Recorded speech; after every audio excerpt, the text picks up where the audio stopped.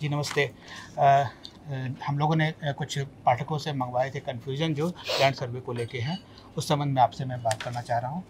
तो ज़्यादातर पाठकों की जो शिकायत थी कि उनको जो दिक्कत हो रही है वो ये है कि एक तो इस तरह की शिकायत है कि उनके खतिहान में तो पूर्वज का नाम है लेकिन जमाबंदी पंजी में उनका नाम नहीं है, तो इसमें क्या दिक्कत आ सकती है? जमाबंदी पंजी में नाम चेंज होते रहते हैं। जमाबंदी पंजी का कॉन्सेप्ट ये है कि खतियान के जारी होने के पश्चात से ज़मीन में जितने अंतरण होते हैं, जितने ट्रांजैक्शन होते हैं, तो हर ट्रांजैक्शन के बाद जिसके फेवर में ट्रांजैक्शन होता है उसका नाम जमाबंदी पंजी में दर्ज होता है। जी। तो अगर आज जमाबंदी पंजी में दर्ज नहीं भी है, किसी अन्य का नाम है, तो उसमें सिर्फ यह करना होगा कि पहले जमाबंदी पंजी में किसका नाम था उससे एक संबंध दिखाना होगा। वो संबंध अगर दिखा पाते हैं तो फिर कोई उसमें दिक्कत की बात नहीं है। बहुत सारे पाठकों का सवाल परिमार्जन को लेके है कि गलत खाता खसरा नंबर दाखिल खारिज खारिज के वक्त या सर्वे इसके वक्त आ गया है, वो परिमार्जन होने में बहुत दिक्कत हो रही है। अभी थोड़ी दिक्कत इसलिए भी हो रही है क्योंकि अभी एक ही साथ बहुत बड़ी संख्या में परिमार्जन के आवेदन आए हैं और जो संख्या बल है उसके हिसाब से कार्य का बोझ काफ़ी अभी बढ़ा हुआ है। इसके अलावा अभी परिमार्जन के जो पोर्टल हैं उसमें काफ़ी अपग्रेडेशन भी किया गया है और उसको ज़्यादा अभी यूज़र फ्रेंडली बनाया गया है, तो इसकी वजह से थोड़ा विलम्ब हो रहा है। लेकिन विभाग का यह पूरा का पूरा प्रयास है कि हम कम से कम समय में और अधिक से अधिक परिमार्जन के आवेदनों का निष्पादन करें। आने वाले समय में इस समस्या का निपटारा कर दिया जाएगा। ऐसा एक आदेश आप लोगों ने जारी किया है कि वंशावली में किसी भी तरह के इसके सर्टिफिकेशन की ज़रूरत नहीं है, स्वप्रमाणित चलेगा। लेकिन अभी भी लोगों का कहना है कि अभी भी राजस्व कर्मचारी मांग करते हैं कि हमको सर्टिफाइड राजस्व कर्मचारियों से इस कार्यक्रम से कोई लेना देना नहीं है। ये जो सर्वे का काम है उसमें अमीन, कानूनगो और सहायक बंदोबस्त पदाधिकारी की टीम है। तो अगर कोई भी अमीन या कानूनगो या सर्वे का कोई एम्प्लॉई अगर ये बोल रहा है कि नहीं हमको सर्टिफाइड कॉपी की आवश्यकता है और जानबूझ के परेशान कर रहा है, तो आप निदेशालय में विभाग में शिकायत करेंगे तो उसके खिलाफ कड़ी कार्रवाई होगी। मैं फिर से एक बार स्पष्ट कर दूं कि किसी भी प्रकार के उसमें सर्टिफिकेशन की या एफिडेविट आदि की कोई आवश्यकता नहीं है। ये कहा जा रहा है कि सर्वे के वक्त में जो ज़मीन जितनी दिख रही है वही मान्य होगी, जबकि लोगों का कहना है कि हमारे इसमें खतियान में जो मेज़रमेंट है वो और ज़मीन जो दिख रही है वो अलग-अलग है। तो क्या तो उसमें यह देखना होगा कि अगर रैयत की जो दस्तावेज हैं और जो ज़मीन पर उसका शांतिपूर्ण दखल कब्जा है, अगर उसमें कोई अंतर है तो ज़मीन पर शांतिपूर्ण दखल कब्जे को ही आधार माना जाएगा, क्योंकि अगर कोई डिस्प्यूट नहीं है किसी भी दूसरे व्यक्ति के साथ और अगर वो अपनी ज़मीन पर शांतिपूर्ण रूप से दखल कब्जा है तो माना जाएगा कि वास्तविक रूप में वही ज़मीन वो धारण करता है, न कि जो दस्तावेज में लिखित है।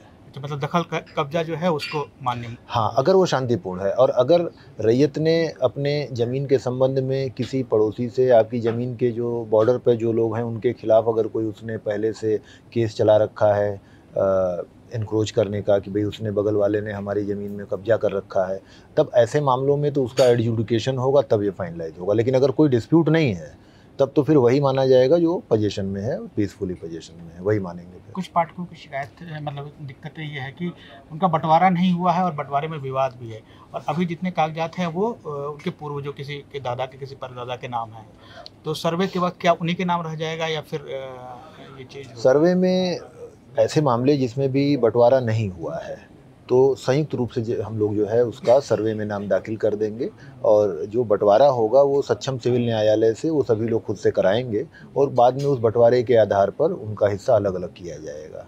तो संयुक्त जितने लोग उसके दावेदार हैं सबका? हाँ, जिसके लोग दावेदार हैं सबका नाम डालना पड़ेगा, क्योंकि अन्य कोई रास्ता है नहीं। सर्वे के दौरान जो है वो ये हिस्सा और बंटवारा इन सबका मामले का निष्पादन नहीं होता है। एक ये बात बार-बार आ रही है कि काबिल लगान कुछ होता है, जिसमें कि 10-20 साल तक म्यूटेशन नहीं कराने पर उस ज़मीन पर कब्जा ज़मीन मालिक का होता है, लेकिन रिकॉर्ड में उसका मालिक बिहार सरकार हो जाता है। ऐसी स्थिति में उन्हें वह ज़मीन खुद के नाम से दर्ज कराने में परेशानी हो रही है। काबिल लगान को तुड़वाने का तकरीबन 500 आवेदन सुल्तानगंज अंचल में लंबित है। देखिए, अगर किसी स्पेसिफिक अंचल में बहुत बड़ी संख्या में कोई आवेदन लंबित है तो उसके बारे में विभाग अलग से जांच करके कार्रवाई करेगा। काबिल लगान के मामले में वास्तव में स्थिति यह है कि ऐसी ज़मीनें जिनका किसी कारणवश लगान पूर्व में निर्धारित नहीं हो पाया, तो उनके मामले में भूमि सुधार उपसमाहर्ता को लगान निर्धारण की एक शक्ति दी गई है, जिसके आधार पर वो लगान निर्धारण करते हैं। तो अगर इसमें लगान निर्धारण की प्रक्रिया है और वो रेगुलर रूप से इसका संपादन होता है। अगर कहीं विशेष रूप से किसी अंचल में शिकायत है कि यहाँ बहुत बड़ी संख्या में है या किसी अनुमंडल में, तो वहाँ हम लोग अलग से जांच करा के कार्रवाई करेंगे उसको। कुछ लोगों का ये कन्फ्यूजन है कि उनके पास जो ज़मीन है उनका ना कोई कागज़ है ना खाता खेसरा नंबर है, तो वो क्या करें? नहीं, वो जो देखिए, इसमें उपाय आसान है कि उस ज़मीन का, उस मौजे का आप नक्शा ले लें। उस नक्शे में प्लॉट नंबर लिखा रहता है और उस प्लॉट नंबर के हिसाब से वो आइडेंटिफाई करें कि उनकी ज़मीन कहाँ है, ईस्ट वेस्ट नॉर्थ साउथ के हिसाब से, अपने अगल बगल वालों की ज़मीन की आकृति के हिसाब से। उसके आधार पर वो किसी न किसी निष्कर्ष पर पहुँच सकते हैं, क्योंकि किसी भी ज़मीन की आइडेंटिटी जो है उसके प्लॉट नंबर से ही होती है। उसका प्लॉट नंबर नहीं पता चलेगा तो फिर उसके आइडेंटिफाई कर पाना मुश्किल होगा। और फिर उसी हिसाब से उसे खतिहान मिल गया। हाँ, उसी की खतियान में भी उसी प्लॉट नंबर के नाम से ही दर्ज रहता है, तो उसको कोरिलेट करा सकते हैं। हाँ, और हाँ, इसी तरह के ज़्यादातर सवाल हैं। और एक है कि रिविजनल सर्वे से पहले का खाता और ये है उनके पास, और उसके बाद का नहीं है। देखिए, जो सर्वे हुआ है अभी तक वो 2 हुआ है। एक कैडेस्ट्रल सर्वे हुआ है जो 19वीं सेंचुरी के लास्ट में स्टार्ट हुआ था और अभी 1920 के आसपास तक चला। दूसरा सर्वे हुआ है रिविजनल।